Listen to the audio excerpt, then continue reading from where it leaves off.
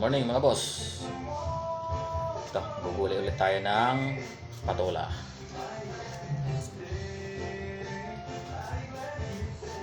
Lalagyan po tayo lalagyan natin ng miswa. Tsaka iba pang pwedeng may halo dyan. Giniling, mahalo ito. Pero ang nabili kasi ni Mrs. is parang sutanghon na ito. Ito pong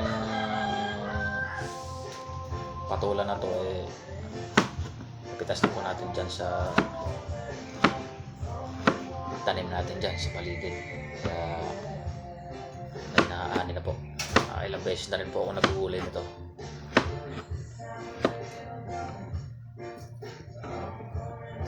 Bago po tayo mamasada, prepare muna ng almusal.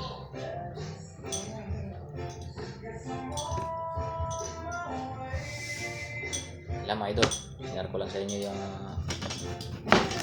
kulay namin. Nang umaga ulit.